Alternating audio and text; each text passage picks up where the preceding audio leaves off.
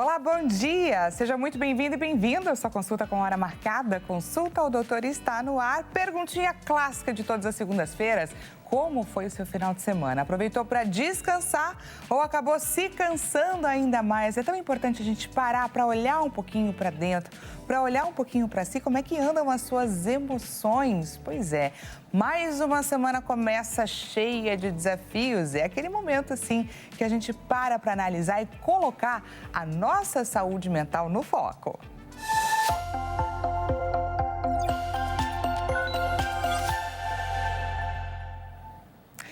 As segundas-feiras são tradicionalmente conhecidas como aquele dia ali do recomeço. A gente para na sexta, se permite descansar, né? Dá uma pausa ali nos nossos pensamentos. E a segunda-feira é o dia que, estando preparado ou não, a gente precisa, sim, retomar os assuntos que muitas vezes são desafiadores. A nossa vida profissional, pois é, muito parecido com o que as nossas crianças e adolescentes estão vivendo aí nessa retomada de volta às aulas, não é verdade? Elas deixam ali aquele período de lazer, onde elas podiam, é claro, dormir um pouquinho mais tarde, comer aquilo que elas queriam, na hora que elas pretendiam. É claro que tudo dentro de alguns limites, mas muitas coisas passaram a ser mais permitidas do que outras. E aí, quando chega então essa época de volta às aulas, a gente precisa de alguma forma colocar a criançada nos eixos, devolver ali para a vida delas um pouquinho de rotina. A hora de sono passa a ser, sim, um pouco mais exigida. Afinal de contas, se você não tiver uma noite bem dormida, você vai render, vai aprender ali no dia seguinte e tantas outras questões. É claro que para muitas crianças é momento de reencontrar os amigos, os professores, de retomar as atividades diárias, mas para tantas outras é, sim, um momento de uma irritabilidade maior. Pois é, de lidar ali com aquela ansiedade, enfim, são inúmeras as questões. A gente vai debater sobre tudo isso, porque está sim nas mãos dos pais e educadores esse respeito pelas crianças e essa orientação. As emoções, elas estão ali à flor da pele, mas de que forma que a gente consegue ajudar as crianças a encararem aí esse período com mais tranquilidade? E também quando que a gente deve olhar para isso de uma forma diferente? Será que esse sofrimento, quando, né, que esse sofrimento deixa de ser algo comum, essa ansiedade, e ela passa, assim, a revelar algo que nós, adultos, precisamos olhar com mais cuidado? Lembrou de alguém que essa nossa consulta seja importante e relevante nesse nosso Saúde Mental em Foco? Compartilhe o nosso link de transmissão, pois queremos chegar com a nossa informação de qualidade para quem precisa dela. Como que você faz isso? Ou através do nosso site, hittv.com.br, ou através do nosso aplicativo Hit Play. Caso você ainda não tenha baixado o nosso aplicativo, não perca a oportunidade de ter a Hit TV na palma da sua mão, para você assistir aqui aos nossos conteúdos no seu tempo e também do seu jeito. Te lembro que essa consulta foi marcada com todo carinho para você, portanto, aproveite esse espaço, traz para a gente a sua dúvida ou o seu relato. DDD 11 3226 1112. Lembrando também, caso você não queira se expor, é perfeitamente possível. Basta você sinalizar para a nossa produção que a gente vai trazer a sua participação de forma anônima. Mas iremos sim trazer a orientação que você tanto precisa. Esse é o nosso combinado de sempre, não é verdade? Também peço, é claro, que você corra lá no nosso Instagram, @consultaodoutor HitTV, para participar de uma enquete que está aguardando pela sua participação. Diretor João Capellini, bom dia para você. Coloca, por favor, a nossa enquete na tela. Então vamos lá, qual questão você entende como mais desafiadora nesse volta às aulas e quer orientações para aprender a como lidar com elas? Retomar a rotina e o sono, estabelecer limites para as telas, lidar com a ansiedade, a resistência ou a pressão por estudos sem gerar conflitos. Só quem tem esse tipo de conflito em casa sabe o quanto que é importante lutar pela paz, mas de que forma? Porque afinal de contas os estudos ali são importantíssimos para o desenvolvimento dessa criança. Então a gente vai debater sobre todas essas questões hoje. Qual que mais te interessa? Clica lá na alternativa que a gente vai falar sobre isso. Antes de mais nada, deixa eu te apresentar quem são as doutoras que estão prontas para compartilhar o conhecimento delas e, mais ainda, trazer a orientação que você precisa através, é claro, da sua participação. Na tela, começo te apresentando Isadora Panitti, psicóloga. Buscou a psicologia pelo interesse em entender como as pessoas funcionam e suas atitudes. É especializada em terapia cognitiva comportamental e práticas baseadas em evidências. Atuando na área há 6 anos, destaca como principais desafios a dificuldade de lidar com pacientes imediatistas, olha lá, combate à desinformação e à desvalorização da terapia. E agora te apresento Vivian Hatchman, pedagoga e educadora parental. Atua na área da educação há 24 anos e descobriu sua vocação ainda na juventude, ao trabalhar voluntariamente como monitora em um movimento juvenil. Destaca como principais desafios a superproteção dos pais, a dificuldade em impor limites com gentileza, a insegurança sobre como educar os filhos e os impactos do uso de dispositivos digitais na rotina familiar, nem é só da criança. Doutora, sejam muito bem-vindas ao nosso Consulta, doutor. Muito obrigada. Gente, tanta coisa importante para a gente debater que eu acredito até, já digo de antemão, que esse programa aqui, o tempo que a gente tem vai ser insuficiente para o tanto de coisa que a gente tem para tratar. Mas vamos começar entendendo um pouco sobre qual é a psicologia, gente, que acontece a partir desse momento aí, onde terminamos as férias e iniciamos, então, essa volta às aulas. Vou começar pela Isadora. Gente, muito obrigada, Dani, pelo convite. Está sendo um prazer estar aqui. Então, se a gente for parar para pensar que as férias é aquele período de autonomia da criança, escolhas do que fazer, aquela liberdade, vamos dizer assim. Então, quando a volta às aulas ela chega, é a responsabilidade batendo na porta, o que pode acabar trazendo muito sofrimento para as crianças a partir de um contexto onde está tudo liberado, é mais flexível, é mais negociável. Então, eu posso dormir a hora que eu quero, eu posso acordar a hora que eu quero, eu posso fazer as atividades da minha preferência. E quando as aulas elas surgem, é natural que a ansiedade ela apareça, até porque é um período onde eu vou ver de novo meus professores, vou ver os meus amigos, mas ao mesmo tempo é a cobrança voltando. Então, eu preciso tirar notas boas. Então, acaba sendo um período de maior dificuldade para a criança e para a família se adaptar à rotina que, de certa forma, acaba ficando mais exigente e pesada. Como pedagoga e educadora parental, né? Quais são os grandes desafios importantíssimos que as crianças precisam aprender a lidar? Digo com relação a essas angústias, a lidar com as emoções, porque na nossa vida adulta, quantas coisas que a gente não gostaria, mas nós temos que fazer e como que a gente vai criando desde essa fase, essa autonomia também, né?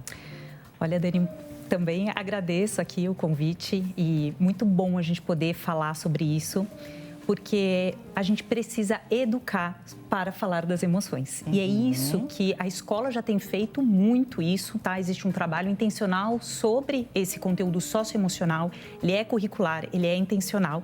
E é muito importante que a família faça isso também, né? Então, as emoções são plurais, elas vão acontecer, inclusive nessa volta às aulas, né? Crianças, adolescentes, eles podem viver uma pluralidade de emoções. E isso passa muito pela relação que esse indivíduo já estabelece com a instituição. Então, eu vou ter da animosidade em rever os colegas, em rever a professora, até o receio do contexto competitivo, da pressão social e de encontrar talvez um contexto de amigos que talvez eu não me sinto parte. Então, a gente vai ter aí ansiedade, nervosismo, medo. Então, falar sobre essas emoções, ajudar essa criança a nomear o que ela sente e o que ela pode fazer com essa emoção é muito importante. E aí, eu falo de pais, né, e crianças. Então, os adultos também perceberem isso, mas cuidar para que essa ansiedade do adulto, que também pode estar presente em muitos corações, não interferir na vidinha dessa criança, tá? Então, os pais podem conversar entre eles, num contexto adulto, e procurar transmitir essa segurança para a criança. Isso é muito importante. Um adulto seguro é uma criança, muitas vezes, segura. Tá. E a gente não para refletir sobre isso, né? Mas muito da nossa ansiedade, infelizmente, é sentida e transmitida para as nossas crianças. E o quanto Por exemplo, a ansiedade se manifesta nas nossas crianças. Elas sabem identificar por onde que ela passa, inclusive essa ansiedade do medo e do receio de encontrar os colegas, de lidar com aquela dificuldade que tinha ficado no passado, que elas estavam tão protegidas com a chegada das férias e tantas outras questões. E como que os pais podem e devem também entender, gente, que isso não faz parte de um sentimento natural e que passa a estar em uma outra escala que pode estar significando uma situação de bullying ou algo do tipo. Quando a gente pensa nessa volta às aulas e de sintomas ansiosos, a gente normalmente da área da saúde mental, a gente sempre tem 3 fatores principais, que é a frequência dessa ansiedade, a duração dela e a intensidade. São as 3 principais norteadores. Porque a ansiedade, ela é um sentimento, uma emoção muito instintiva, é do nosso instinto. Elas têm uma finalidade. Então, ela serve muito para autopreservação, para antecipação, para eu me adaptar a uma realidade que está chegando. Então, começa aquele planejamento. A ansiedade, ela planeja muito. Então, eu preciso... Tem um trabalho importante na escola, então eu preciso pesquisar, eu preciso apresentar. Isso é ansiedade natural. A questão é quando eu me preparo para aquilo. Agora, quando a gente está falando de uma ansiedade mais patológica, é aquela criança que muitas vezes vai ter muita resistência para entrar na escola. É natural a resistência aparecer do tipo, mãe, mas eu não quero ir para a escola hoje. Mãe, me deixa em casa. A gente pega muito essa realidade no consultório, inclusive, dos pais. Meu Deus, isso aqui que eu faço? Ela não quer ir para a escola. Só que aí depende. Ela não quer ir para a escola nessa primeira semana, ela não quer ir para a escola sempre. Que aí vira aquele sofrimento exacerbado. E isso pode ter inúmeras causas. Como você pontuou, pode ser uma questão de dificuldade de manejo das próprias emoções. Você comentou se as crianças, elas reconhecem dificilmente. Depende muito da faixa etária. As crianças, a partir dos 7, 8 anos, já começam a entender um pouco mais que é um sentimento estranho. Por exemplo, uma criança de 5 anos falaria medo. Tô com medo de ir para a escola. Sim. Uma criança a partir dos 7, 8 aninhos já começa a pensar um pouco mais. Mãe, meu coração tá batendo. Mãe, eu tô com falta de ar. Então, a gente já pode identificar que talvez seja uma crise de ansiedade.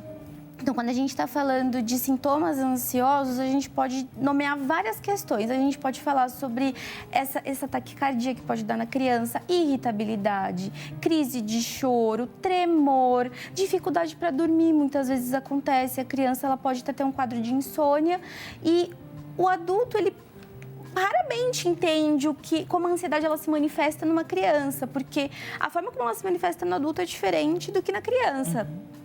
No adulto, ele já entende que ele está pensando muito rápido, que ele está mais nervoso, aquele tremor. A criança, ela está no processo de aprendizagem, ela não está entendendo necessariamente o que está acontecendo com ela.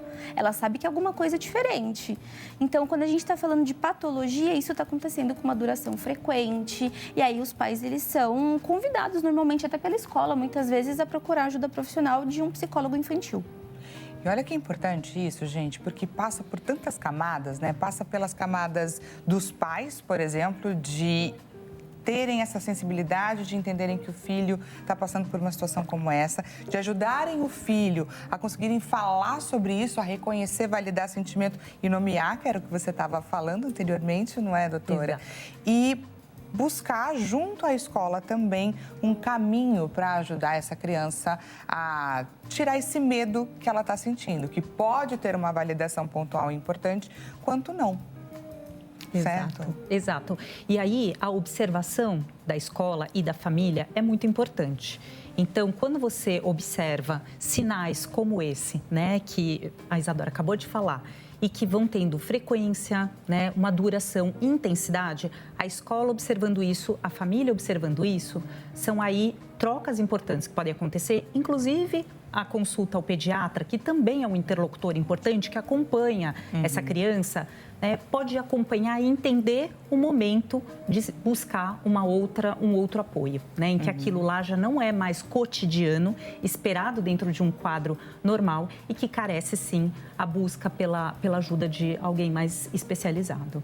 Né? Olha aí, gente, o quanto os pais têm e devem que andar junto com a escola. Obviamente que não é sempre que isso é possível, que isso acontece, devem existir imensas fragilidades, mas é tão importante que esse elo seja sempre fortalecido, principalmente diante de uma dificuldade da criança, porque a criança passa muitas horas do dia dela dentro da escola e às vezes até menos tempo com os pais, não é verdade? Isso acaba sendo, Dani, uma questão muito até comum e frequente no consultório, até mesmo da queixa da criança, porque querendo ou não, quando a gente está falando de ambiente escolar, a criança ela acaba tendo várias referências. Então, é a tia da cantina, é a professora, ela é naturalmente aquela figura de referência principal. Quando a gente está falando das crianças mais novas, né? Quando começa ensino fundidor, ensino médio, são vários professores. Não necessariamente tem uma figura de referência específica. Agora, quando a gente está falando de casa, pai e mãe é minha figura de referência. Então, muitas vezes, a criança ela está inserida, a gente pensa que os pais até falam assim para mim, Lisa, mas é a obrigação dele só estudar. Gente, mas é uma obrigação complexa em vários níveis, porque a criança ela não só estuda na escola. O Paulo Freire até diz, né, que escola é lugar de gente. Então, a criança ela está lidando com diversidade, e há diversidades, inclusive. Então, são conteúdos que acabam sendo mais desafiadores para ela aprender, porque é isso, o nosso cérebro, ele gosta de funcionar muito naquilo que ele gosta, naquilo que é mais fácil para ele. Então, você pega uma criança... Eu, por exemplo, gente, matemática é o meu pesadelo, sempre foi meu pesadelo. Tinha que ter aula particular e tudo.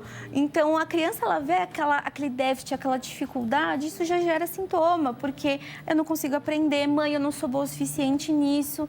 E aí começa a gerar justamente conflitos. E os pais precisam estar muito atentos a esse processo, porque a criança, ela verbaliza da forma dela. Então, quando o adulto ele tem esse ouvido sagaz de tentar entender aquilo que a criança está comunicando, é mais fácil uma intervenção mais assertiva do tipo, tá, isso não está normal. Meu filho está passando por um processo desafiador e complexo. Então, estar em um contexto escolar é pensar em complexidade. A criança está lidando com muitas informações e não só lidando, mas aprendendo ao mesmo tempo. E vamos olhar aqui para um outro lado dessa questão toda, que é a respeito da nossa educação. Você já parou para refletir o quanto ela mudou ao longo dos anos? Antigamente, a gente estava até batendo um papo aqui antes do programa começar, porque antigamente, imagino que seja um pouco da nossa época, sem querer denunciar a minha idade, hein, gente? Mas a gente passou aí por uma educação que era um pouco mais autoritária, vamos dizer assim. E hoje em dia se fala muito na educação mais positiva, vamos dizer, também dessa forma, o que é também um pouco polêmico. Então, eu vou trazer um pouco esse debate, porque muitas pessoas têm a sensação de que a educação positiva é aquela que é extremamente permissiva, sem dar limites às crianças. Então, vamos colocar cada nomenclatura no seu devido lugar. Perfeito. Dani, perfeito que você trouxe. A gente viveu, sim, né? Então, nós que vivemos aí uma infância, a década de 80 e 90, a gente viveu, sim, uma educação predominantemente autoritária. Então, é aquele adulto que tem o controle, é o adulto que dá ordem e ele pouco tinha escuta para o que a criança pensava ou sentia. Imagina, se você perguntasse e questionasse, já era um sinal de desrespeito. Exatamente, está me afrontando, né? Então, diante disso, já tinham os castigos, os gritos, as punições, inclusive físicas, né? E aí, no médio e longo prazo, eu formo crianças com medo, né, amedrontadas ou que rompem com esse vínculo, né? Então, aquele adulto vai se tornando uma figura tão dura que eu quero me afastar dela. Então, eu acabo rompendo. E aí, muitas famílias, quando, né, cresceram nesses 80, 90, se tornam pais, envergam a vara para o outro oposto, né? Quero fazer diferente. Quero fazer diferente. E aí, aonde esse diferente vai parar? Na permissividade, né? Então, é muito comum hoje em dia a gente ver essa educação muito permissiva, né? E muitas vezes nomeada também, confundida com a educação positiva, né? Então, não há contornos, não há limite, essa criança pode tudo, em qualquer momento, o que ela quer.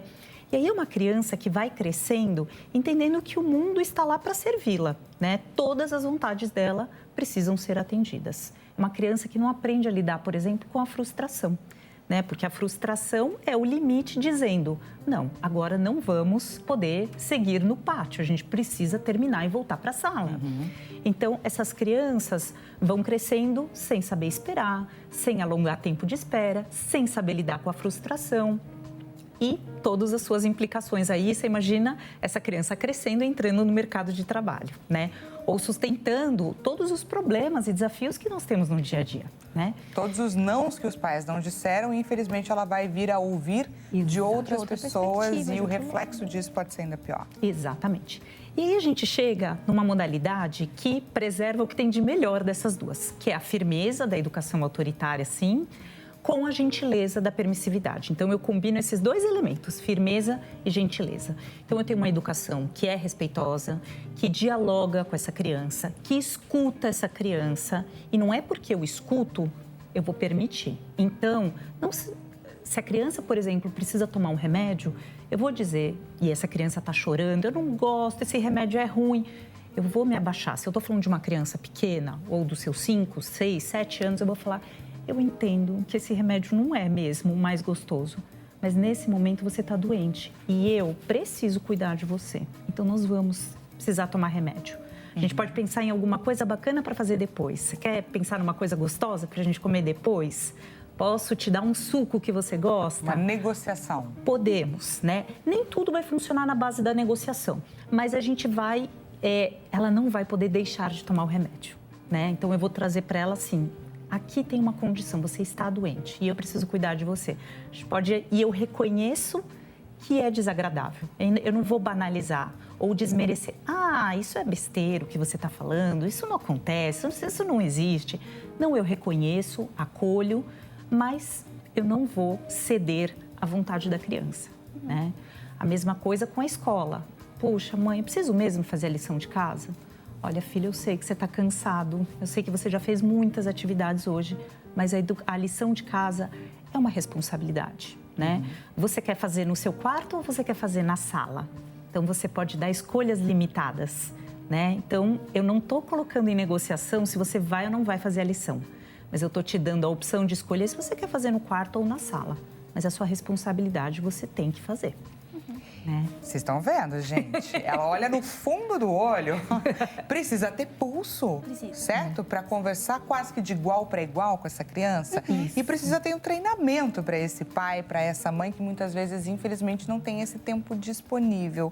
Por onde que caminha tudo isso, né? Como que a gente consegue trazer a orientação para quem está nos assistindo que existe essa forma, né, de lidar com a criança, que é uma forma consciente, onde você está educando e não só dizendo o porquê que ele deve ou não seguir aquele caminho que vai ser bom para ele. Mas passa por um treinamento desse pai e dessa mãe, certo? Exatamente. Uma das modalidades, tanto da psicoterapia, a gente tem várias, né? A gente tem a psicoterapia, a gente tem terapia de casal e dentro desse campo a gente tem a orientação parental, onde o profissional psicólogo, ele vai acolher a demanda desses pais e fazer meio que um plano mais estruturado. Por exemplo, eu gosto de fazer muito isso com os pais das crianças que eu atendo. Eu gosto sempre de fazer um documento do passo a passo de como eles podem lidar com alguma dificuldade de comportamento da criança, as demandas que eles estão trazendo para mim. Isa, ele não... É muito difícil para ele fazer lição, como a Vi está comentando. E muitas vezes é difícil mesmo, mas a criança, ela... Existe aquele limiar, né? O pai que quer auxiliar muito o filho, acaba muitas vezes... Não, eu vou sentar com você e... Ó, eu faço. Não, a criança, ela precisa entender que no contexto escolar ela tem responsabilidades. Então, a partir disso, a gente vai tirando os pais daquele lugar do não saber e a gente vai psicoeducando. A gente chama, né? A psicoeducação. Psicoeducação. A psicoeducação, do tipo, eu entendo que para vocês é difícil, porque a gente estava até conversando aqui antes do programa começar, que a criança, ela... Quando a gente está saindo desse modelo de educação autoritária, a gente está entrando num contexto onde pais querendo fazer diferente. Só que o fazer diferente não necessariamente vai ser baseado na permissividade. E a criança, naturalmente, ela tem uma postura onde ela testa o limite do adulto. É natural da comunicação e do aprendizado dela, ela vai testar. Ela é esperta. Ela é esperta. Ela está lutando por ela, exatamente. Exatamente, eu estou lutando pelo meu desejo, é o que eu quero. Eu não quero fazer a lição de casa agora. Isa, mas como negociar? Não tem negociação. Nós vamos fazer. justamente, deixando que aquela criança, validando a emoção dela é sempre muito importante, não desmerecer o que ela está sentindo, porque ela tem um desejo. Nós, como adultos, tem vezes que a gente fala assim, eu precisava tanto fazer marmita, não, mas eu vou pedir um iFood hoje. Nós temos que lidar com as nossas responsabilidades, mas é assim, tô com dinheiro para pedir um iFood? Tenho comida em casa. Vou precisar fazer. Então, a gente precisa abdicar dos nossos desejos e o adulto está justamente nesse papel de mediação. E aí, isso é uma questão que a gente fortalece muito em terapia. Do tipo, olha, a tua responsabilidade quanto pai e quanto mãe é fazer com que a criança ela cumpra com os deveres. Porque a gente acaba vendo pais que acabam vivendo ou manejando o comportamento daquela criança, favorecendo o desejo dela. E esquecendo que eles são os pais, a autoridade é sua. É sua, não é... Nem sempre a gente pode abrir para negociação e para escolha, mas a gente se adapta, como a Vi comentou. Você quer fazer no quarto ou você quer fazer na sala? Tá, tudo bem, você não quer comer carne hoje. Vamos fazer um ovo. Como que você vai querer fazer? Mas eu não quero porque eu quero doce. A gente já combinou, você não quer carne, a mamãe vai fazer um ovo. Você quer mexido ou você quer um zoião, um zoiudo? Aí a criança já entende que dentro desse contexto é a minha rotina alimentar. E aí que está o ponto. Muitas famílias acabam tendo muita dificuldade justamente nesse manejo de rotina. E é uma questão importantíssima para a criança para dar previsibilidade, é o que ela precisa. Conforto, ela precisa segurança, de rotina. Justamente, eu quero comer doce agora, mas você sabe que agora é a hora do jantar. O doce vem depois. Então, a gente tem um passo a passo para seguir. E muitas vezes a criança nem sempre vai estar de acordo com isso. Então, ela vai se comunicar de uma maneira... com as emoções dominando, então, com choro, com grito, com resistência, com eu não quero. E é muito importante o adulto, nessa hora, sempre manter a calma, porque acaba mexendo com a gente. A gente vem de um dia estressante de trabalho, não quero entrar numa batalha, mas às vezes é necessário para justamente o seu filho entender que existem responsabilidades, existem limites. Tanto que eu tenho muitos pais que chegam para mim no consultório, Isa, mas ele chora. Ele chora, ele é uma criança que está aprendendo a lidar com as emoções dele, então ele vai se comunicar chorando. O que antes não tinha espaço ou abertura, hoje em dia a gente já tem, porque entra nessa disciplina positiva. Eu estou acolhendo você, eu entendo que você está triste, eu entendo que você está chateado e que você não quer. Mas a partir do momento em que a gente tem um combinado, uma rotina a ser seguida, a gente tem uma rotina a ser seguida. E ponto final. E eu queria entender uma coisa, né? No seu atendimento, você recebe primeiro os pais e suas queixas.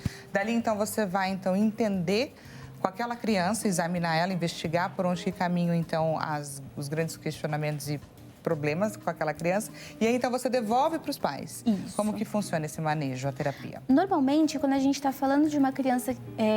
Pais que trazem a criança no consultório, normalmente são queixas familiares ou queixas vindas da escola. Então, é um processo muito habitual a gente começar com a anamnese com relação aos pais, para a gente entender histórico de vida dessa criança, se a criança ela veio de um contexto onde ela foi planejada ou não, como que foi o desenvolvimento dela na gestação daquela mãe e quais estão sendo as queixas que estão no contexto atual. Mas isso não necessariamente... E quando que elas começaram? Porque tem alguns pais que falam, nossa, mas ele está assim faz uns 2 anos, mas agora piorou.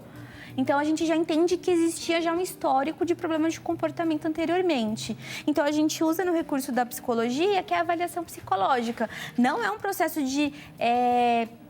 avaliação neuropsicológica, porque a avaliação neuro ela vai muito voltada para a questão cognitiva. Mas a gente faz uma avaliação comportamental, a gente aplica algumas demandas e alguns testes que pode ser ou não, às vezes as entrevistas e a hora lúdica com a criança. Então, eu vou observar como ela é num jogo, vou observar quando ela perde, vou observar quando ela ganha. Um jogo de competitividade, a gente consegue já traçar um perfil de temperamento dessa criança. Mas, normalmente, o que eu gosto de fazer? Eu gosto de usar avaliação psicológica, eu gosto de aplicar instrumentos tanto com a criança quanto com os pais, escalas, testes específicos que são de uso do psicólogo, que até o CRP aprova o uso. Então, a gente tem muito essa regulamentação, porque tem testes que são atuais, tem testes que já não são vigentes. Estão já desatualizados. Já estão desatualizados. Então, a gente sempre tenta se adaptar. E dentro dessas sessões, que eu estipulo mais ou menos umas 10, então, a gente tem o contato com os pais, 2 sessões de vínculo com a criança, porque a criança ela pode não gostar de você e ela não se sentir confortável com você, e aí sim eu não consigo acessá-la. Então, são 2 sessões de vínculo, onde eu brinco bastante, importante, onde a gente vai se conhecendo, como que é a rotina dela, quem são os amigos, até para as crianças pequenas, elas gostam de falar, ai tia, eu brinquei hoje com o Benjamin, é mesmo? Então, demonstrar interesse pela vida da criança e aí começa a aplicação dos instrumentos, que depende muito da demanda e do contexto, e uma reunião com a escola. Sempre gosto, é algo que, assim, não tem como pular essa fase, que é a reunião com a escola, porque muitas vezes algumas demandas comportamentais se manifestam em casa, mas não na escola, e vice-versa. O comportamento da criança é na escola e não é em casa. Então, existem essas discrepâncias, então eu sempre gosto de fazer esse planejamento. Então, eu vou planejando os instrumentos que eu vou usar, reunião com a escola, reunião com os pais, e nesse meio tempo pode acontecer dos pais precisarem muito. Isa, preciso de uma orientação. Aí a gente acaba tirando o psicodiagnóstico de um lado, põe a orientação do outro, mas normalmente é assim que funciona o quadro de avaliação psicológica e de psicodiagnóstico. Olha que bacana e importante a gente saber, não é, gente? Por onde que caminham, então, todas esse entendimento do que pode estar acontecendo por trás de um comportamento de uma criança, o quanto os pais têm a participação, né, e o valor nessa história toda, e principalmente a escola. Consulta ao doutor vai para um rápido intervalo, mas te oriento, aproveita aí esses próximos minutinhos para você encaminhar sua participação. DDD 11 3226 1112, consulta ao doutor volta já e já podemos voltar então com a sua participação para que você não perca aí o tempo de receber a orientação que você tanto precisa. Já estamos te esperando.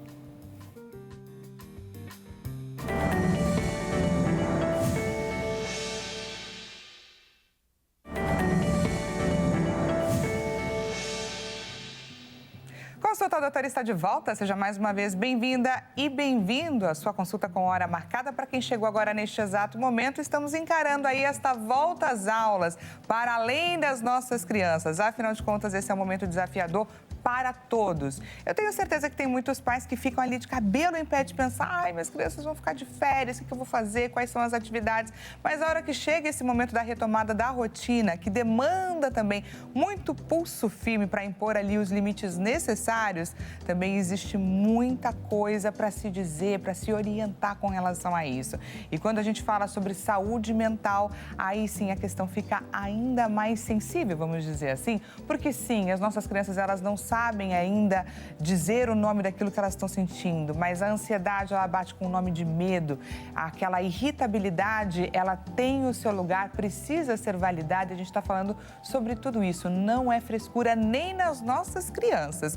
Lembrou de alguém a quem essa consulta seja importante e necessária? Estamos em transmissão ao vivo, só compartilhar o nosso link de transmissão, ou através do site hittv.com.br, ou através do nosso aplicativo Hit Play. Te lembro que aqui você tem sim um espaço seguro para você trazer a sua participação, para você trazer o seu relato, o seu questionamento. DDD 11 3226 1112. E também vou pedir para que você corra lá no nosso Instagram, @consulta ao Dr. Hit TV, e participe de uma enquete que está à sua espera onde? Lá nos nossos stories. O nosso diretor João Capellini que vai mostrar pra gente que enquete é essa. Qual questão você entende como mais desafiadora e quer orientações, então, para lidar? Para retomar ali a rotina e o sono, para estabelecer limites para as telas, lidar com a ansiedade e a resistência, que é tão comum, ou a pressão por estudos sem gerar conflitos, o que é também um outro grande desafio. Para quem chegou agora neste exato momento, deixa eu te apresentar a pedagoga e educadora parental que temos aqui com a gente, doutora Vivian Hatchman. Seja muito bem-vinda, Vivian. Queria agradecer mais uma vez a sua participação. Eu é que agradeço. E também te apresento Isadora Panic, que eu pronunciei errado no primeiro bloco, agora estou me corrigindo, psicóloga, mais uma vez. Obrigada, viu, pela sua presença. Muito obrigada, Dani. Está sendo um prazer estar aqui. E olha só, fomos para o intervalo com ela trazendo um pouquinho sobre como que ela lida, né? Qual que é a abordagem entre pais, o aluno e a escola. E agora, então, eu vou devolver para a Vivian, que vai explicar um pouco para a gente o quanto o meio onde essa criança vive pode vir a determinar a sua orientação. Exato. Então, o que acontece, né? Na educação parental, muitas vezes os pais me procuram porque eles já percebem alguns desafios na relação entre eles e os filhos no dia a dia. Então, as queixas mais comuns são: ele não me obedece, eu grito, eu peço muitas vezes e ele não me obedece, né? Então, é uma relação que já está desgastada. E aí, muitas vezes, quando a família toma consciência aí de uma série de pontos, e eu vou trazer aqui um pouquinho deles, eles mudam a maneira de agir com a criança e a criança responde mudando a atitude dela, né? Então, quando eu trabalho com as famílias, eu trabalho com a ideia de um projeto de parentalidade. O primeiro movimento é o autoconhecimento. Então, esses pais precisam entender o que eles trazem para essa experiência de parentalidade, que em geral é o que eles viveram quando eles eram crianças. Então, o que eu vivi e foi positivo e eu quero trazer para a experiência com meu filho, e o que eu vivi e não foi interessante, não foi agradável e eu não quero reproduzir, porque isso também acontece. Tudo que você abominava, você se vê reproduzindo na relação com seus filhos. Um segundo momento é da direção. E aí, o nosso trabalho é: que pessoa você quer formar? Quando eu tenho clareza que eu quero formar uma pessoa autônoma, responsável, ética, crítica. Então, todas essas ações do dia a dia, em que muitas vezes nós nos culpamos, puxa, vou ser firme com ele? Vou porque eu tenho clareza que eu quero formar uma pessoa responsável. Então, eu preciso ensinar o que é responsabilidade, né? Um terceiro movimento são os compromissos parentais. Bom, se eu quero formar uma pessoa ética, responsável, o que eu, mãe e pai, me comprometo a fazer para ajudar meu filho a atingir esse objetivo? Então, por exemplo, se respeito é um valor para nós, eu não posso me relacionar com meu filho gritando, punindo, colocando de castigo. Isso não é respeito, né? Então, eu, adulto, preciso me comprometer a estabelecer uma relação respeitosa com meu filho. E, por último, são as lembranças futuras.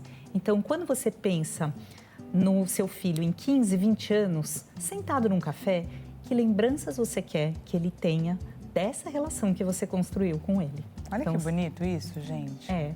São isso. pequenas sementinhas que são colocadas de propósito, não é? Porque muitas vezes a gente está tanto na correria da nossa vida que a gente não para tomar esse cuidado, para pensar nessas pequenas investidas que a gente pode e deve fazer com os nossos filhos, que vão transformar eles lá na frente, né? Exato. E a gente vai percebendo resultados. Não é simples, né? Não é sobre não errar, mas é sobre a gente ter a clareza de onde a gente quer chegar e a gente pode reconhecer o erro, né? Quantas vezes eu já não cheguei e falei, filha, você está certa, me atrapalhei nesse momento. Como que a gente pode resolver isso, né? Tá tudo bem o adulto fazer isso, né? Isso não significa ter menos respeito ou menos reconhecimento por parte da criança. Pelo contrário, você ensina que as pessoas erram e elas podem reparar os seus erros. Podem e devem reparar. Exatamente. Que a questão não é não errar, e sim como corrigir aquilo que você está fazendo de errado. Vou aproveitar para te receber aqui no nosso bate-papo, interação com a nossa audiência na tela. Recebemos então a participação do Eduardo Farias, de Campo Grande. Seja muito bem-vindo, Eduardo. Bom dia para você também. Meu filho diz que não tem amigos na escola 9, pede para faltar. O que nós pais devemos fazer nessa situação? Olha só, gente, imagino, né, o quão difícil é para o filho do Eduardo ir para a escola, não é verdade? Sim, exatamente.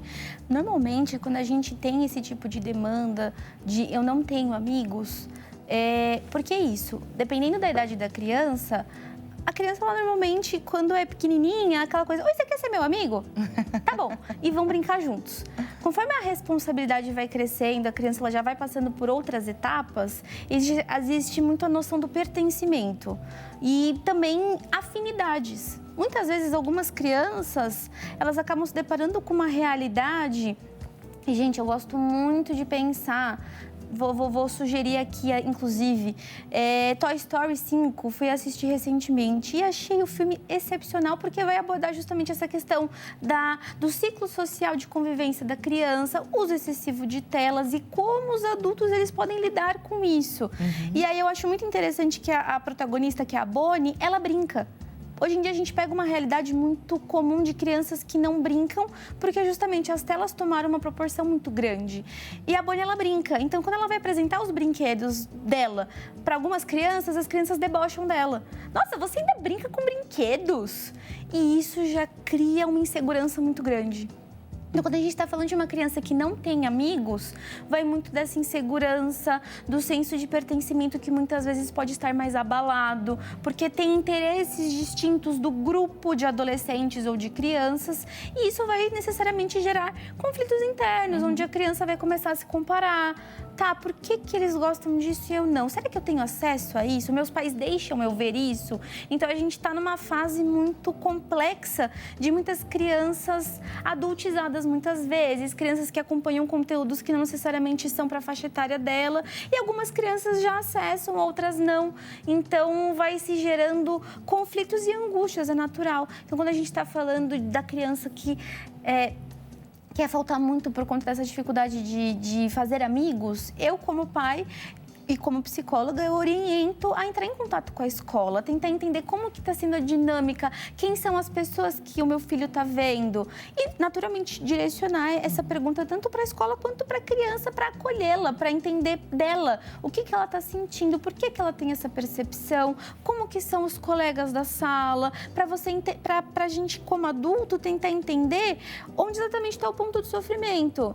Tá, eu não tô fazendo amigos porque as pessoas estão fazendo bullying comigo. Aí eu já entendo que é outro caminho que a gente precisa tomar. Então, precisa pegar a escola, eu como pai, eu como escola, a gente fazer um elo muito significativo para a gente conseguir intervir, para que aquela criança ela se adapte àquele contexto e para que ela seja bem recebida. Porque a rejeição nessa criança, né? Enorme. Não deve ser fácil de lidar com essa emoçãozinha. Agora, Dani, no caso de uma chegada à escola nova, tá? A gente tem aqui também um momento bastante peculiar, porque ele traz essa informação, na escola nova. Então, tem, muitas vezes, o luto que essa criança vive de deixei colegas, deixei todo um funcionamento com o qual eu já estava familiarizado na escola anterior e preciso agora me adaptar. Então, tem uma ideia que a gente trabalha com as crianças, que é, você não deixou de ter amigos, você vai ganhar novos amigos. Claro que você não vai ver na frequência que você via, mas eles não deixam de ser seus amigos. E nessa escola nova, é muito importante a família, de novo, ter a parceria da escola, tá? Criança nova na escola, é da gente conversar com essa criança, é da gente convocar outras crianças para acolher, então, essa criança, para chamar para brincar. Criar dinâmicas. Criar dinâmicas, ver como essa criança se sente, observar afinidades. A escola, dividir com essa família, olha, seu filho brincou com essa criança, esse pai pode procurar o pai ou a mãe dessa criança, estreitar relações para pouco a pouco, né, ir povoando a vidinha dessa criança com outros vínculos nessa nova escola. Existem caminhos, viu, Eduardo? E é muito importante que você construa esses caminhos junto à escola, para você conseguir, é claro, trazer uns dias mais confortáveis para o seu filho. É claro que está encarando esse grande desafio ainda tão pequeno, mas que existem caminhos, existem e vão sempre deixá-lo mais fortalecido. Muitas vezes a gente tem essa coisa de não querer, né, que os filhos sofram e tudo mais, mas é fortalecimento acima de tudo. Eduardo, obrigada, viu, pela sua participação. Vou aproveitar, então, para puxar o gancho com relação à superproteção, porque é tão difícil, né, a gente não querer que o nosso filho sofra, mas também saber que aquilo é importante para deixá-lo forte, né? Porque a vida lá fora, infelizmente, não vai ser leve necessariamente com a criança, né? Exatamente. Eu sempre gosto de trazer um viés tanto para as crianças, quanto para os pais, quanto para os meus pacientes que são adultos, que o sofrimento ele é importante, ele é inevitável. Tanto que tem uma passagem do Stephen Hayes, que ele é um psicólogo, que ele criou a terapia de aceitação e compromisso, que a gente chama de ACT. Eu gosto muito de usá-la como abordagem, não vou dizer que é a minha principal, mas eu gosto muito de usá-la como ferramenta, onde ele diz que o sofrimento é inevitável e a dor é opcional. O sofrimento ele é algo, essa frase. Eu gosto muito dela, porque o sofrimento ele tem um propósito. É com ele que a gente aprende muitas vezes. Então, quando a gente está falando de pais superprotetores, querem evitar o inevitável. Não tem como a gente evitar sempre que o nosso filho ele sofre, que ele se depare com frustrações. E isso diz muito mais dos pais do que da criança necessariamente. Talvez sejam de inseguranças anteriores, dessa educação mais punitiva, onde eu não quero que o meu filho ele sinta a mesma coisa que eu. Só que o seu filho ele vai sentir o que ele precisa sentir. Não é necessariamente sobre você. A gente precisa mudar muitas vezes alguns olhares e alguns vieses. Então, quando a gente está falando de pais que são superprotetores, acabam tendo esse sintoma ansioso. Pais superprotetores normalmente são pais ansiosos, porque querem moldar muito o contexto e o ambiente daquela criança para que ela não se ressinta. Mas justamente o sofrimento é inevitável, mas a dor ela é opcional. É esse viés que a gente trabalha na terapia. Como lidar com dor. E, Vivian, você considera que hoje em dia temos mais pais superprotetores, exatamente por essa questão que a Isadora pontuou, da gente ter vindo dessa educação mais punitiva? Temos. E aí, vamos para essa permissividade, esse enorme receio de frustrar a criança, né? E aí, como é que isso aparece na escola, né? Então, em geral, são crianças muito poupadas de uma série de experiências que seriam próprias da infância, né? Então, desde o correr, do brincar, enfim, subir num brinquedo. Então, a gente vai vendo crianças com menos repertório de resolução de problema, crianças que vão apresentando alguns atrasos no desenvolvimento motor, porque foram não explorando uma série de oportunidades e vivências que seriam próprias da infância, somado às telas que vão ocupando aí grande espaço nessa infância e também tirando das crianças o tempo que seria da brincadeira livre, do artesanato, da brincadeira manual, uma série de experiências que a gente viveu e que foram estruturantes. Quando aqui uma outra mensagem que é muito importante, quando eu super protejo, né, e tiro da criança a possibilidade dela fazer algo que ela teria toda a condição de fazer sozinha, sem que eu tenha intenção, mas silenciosamente eu comunico uma mensagem que é: você não é capaz, então eu preciso fazer por você. E é bem Ou você precisa da minha intervenção. Às Sozinho vezes tem isso, você precisa da minha intervenção. Você não consegue. E é isso que essa criança vai acumulando na estante dela. Eu não sou capaz, eu não consigo. Bom, então alguém precisa fazer por mim. Consequentemente, eu não vou me responsabilizar, porque alguém vai fazer por mim. Né? E é essa criança que a gente vai construindo aí no médio e longo prazo. Então, a gente vê isso bastante visível no comportamento das crianças na escola. E como que eu, enquanto mãe, enquanto pai, posso identificar esse comportamento em mim para poder, então, mudar? Porque acho que o reconhecimento é importantíssimo. Olha, passa muito, né? Quando você tem clareza e você quer desenvolver essa autonomia, né? Então, você ir trazendo, convocando o seu filho para participar, por exemplo, da realização de tarefas cotidianas, né? Então, uma criança nos seus 3, 4 anos pode arrumar a cama dela do jeitinho dela, pode começar a pegar uma camiseta, tentar se vestir sozinha, pode contribuir para levar algumas coisas da mesa ou tirar. Pode resolver pequenos problemas. Então, você brincou, você guarda os seus brinquedos. Sim, você vai organizar o seu quarto depois de ter espalhado tudo isso. Né? Essa criança consegue, pode levar sua mochila sozinha na escola. Né? Se é uma mochila com peso, né? Tem só uma roupa, um brinquedo, você pode levar. Então, essa criança aí participando e assumindo pequenas responsabilidades. E, sobretudo, quando a criança te faz perguntas, né, procure devolver essa pergunta para ela. Isso é tão interessante. Às vezes a gente tem aquela ansiedade de saber tudo e ter todas as respostas para a criança. Devolva para ela, né? Então, às vezes, puxa, pai, quebrou o zíper da minha mochila. E agora? E agora, filho? E agora, filho? Como você pode resolver isso? E vocês vão ver que as crianças têm soluções brilhantes para os problemas cotidianos. Maravilhoso. Brilhantes.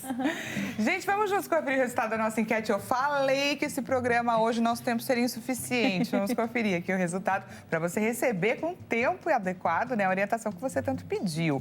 Lidar com a ansiedade e a resistência foi a alternativa mais votada. Na sequência, a pressão por estudo sem gerar conflitos, retomar a rotina e o sono ou estabelecer limites para as telas. Eu confesso que eu achei que esta última, mas a menos votada é que seria a mais votada. Mas então vamos trazer então a orientação para os pais que estão nos assistindo com relação a lidar aí com essas resistências. Vou começar com a Isadora. É isso, quando a gente está falando dessa resistência da criança na volta às aulas ou para desenvolver certas atividades, é muito importante que eu, como pai, ou como mãe, ou como até profissional professor, identifique certas dificuldades, porque a resistência ela não é um comportamento que surge do nada, ela tem uma função, assim como a ansiedade. Muitas vezes, algumas tarefas onde a criança pode apresentar maior resistência em realizar, são tarefas onde ela talvez não esteja conseguindo fazer sozinha. E aí a gente fala das dificuldades de aprendizagem que elas vão surgir muitas vezes. Então, por isso que a resistência ela surge do tipo, não sei lidar com isso, não sei fazer isso, logo, se eu resistir, não terei que fazer. Não é algo que a criança ela normalmente vai pensar estruturalmente, mas é o efeito que causa. Então, se eu me recuso a fazer algo e se os meus pais eles tiram de mim, logo não vou precisar fazer. Então, mas se eu entendo, filho, por que você não quer fazer a lição de casa? O que está acontecendo? Que é justamente a escuta. A escuta dos pais ela é essencial tanto para o manejo da ansiedade quanto para o manejo de resistência.